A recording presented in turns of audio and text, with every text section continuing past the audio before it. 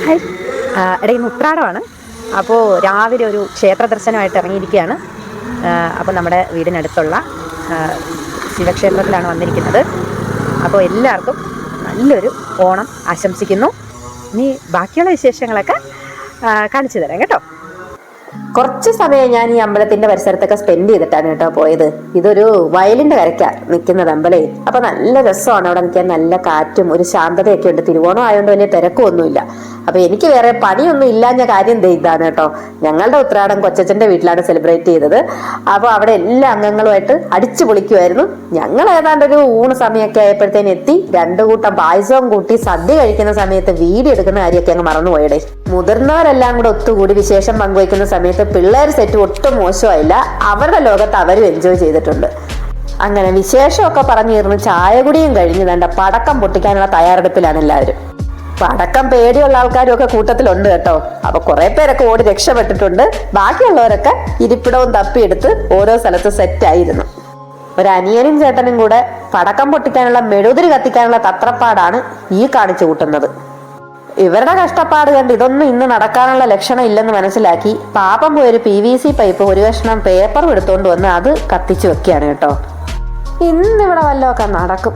തോറ്റു കൊടുക്കാൻ തയ്യാറല്ലെന്നും പറഞ്ഞ് മുകേശ്വരൻ ഓടിപ്പോയൊരു പടക്കവും പൊട്ടിച്ച് സന്തോഷത്തോടെ വന്നു. ഞാനും മോശമല്ലെന്ന് ശങ്കരൻ കാണിച്ചിട്ടുണ്ട്. ഇതെല്ലാം സഹിക്കുന്ന ഞങ്ങളുടെ ഒരു അവസ്ഥയെ പേടിയൊക്കെ ഉണ്ടെങ്കിലും പിള്ളേർ സിറ്റ് ഇത് ഭയങ്കരമായിട്ട് എൻജോയ് ചെയ്യുന്നുണ്ട്. മുമ്പ് ദീപാവലിക്ക് പോലും വീട്ടിലൊരു പടക്കം പൊട്ടിക്കാൻ സമ്മതിക്കാത്ത ശിവയായിരുന്നു. ഇതൊക്കെ കഴിഞ്ഞപ്പോഴത്തേന് ശിവ ഒരു വിധത്തിൽ പാപ്പന്റെ വീട്ടിൽ നിന്ന് വരത്തില്ല. മുതിർന്നവരെക്കാൾ ഈ കൂടിച്ചേരല് ഏറ്റവും സന്തോഷം കൊടുക്കുന്നത് കുട്ടികൾക്കാണെന്ന് എനിക്ക് പലതവണ ഫീൽ ചെയ്തിട്ടുണ്ട്.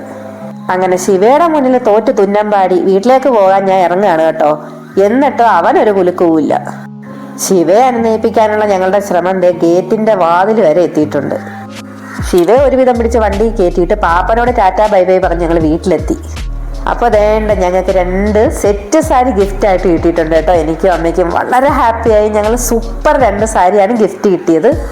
പിന്നെ ശിവയുടെ അച്ചാച്ചനെ ഏൽപ്പിച്ചിട്ട് ഞാനും അമ്മയും കൂടെ അടുത്തുള്ളൊരു ഹോസ്പിറ്റലിൽ പോയി. അവിടെ ഞങ്ങളുടെ ഒരു റിലേറ്റീവ് അഡ്മിറ്റായി കിടക്കുന്നുണ്ടായിരുന്നു. അപ്പം ഞങ്ങൾ അദ്ദേഹത്തെയും കണ്ട് പുറത്തേക്ക് വരുന്ന വഴിക്ക് ഈ വെള്ളം വീഴുന്ന കാഴ്ച എനിക്ക് ഭയങ്കരമായിട്ട് ഇഷ്ടപ്പെട്ടു കേട്ടോ. ഇത് ഹോസ്പിറ്റലിൻ്റെ അകത്ത ഭാഗമാണ്. ഇതിന് ശേഷം എൻ്റെ ഹോസ്പിറ്റലിനോട് ചേർന്ന് ഒരു കിഡ് ഷോപ്പ് ഉണ്ട്. അവിടെ നിന്ന് നമുക്കൊന്നും വാങ്ങാനില്ലായിരുന്നു. അങ്ങനെ ഞങ്ങൾ പിന്നെ തിരികെ പോന്നു. വീട്ടിലെത്തിയിട്ട് ഉത്രാട വിളക്കൊക്കെ കത്തിച്ചു. അപ്പോൾ ശിവയുടെ നിർബന്ധം കാരണം മുകേഷേട്ടൻ പോയി കുറച്ച് പടക്കത്തിനുള്ള സാമഗ്രികളും പിന്നെ തിരുവോണത്തിന് അത്തപ്പൂ ഇടാനുള്ള പൂക്കളും ഒക്കെ കൊണ്ടുവന്നു കേട്ടോ.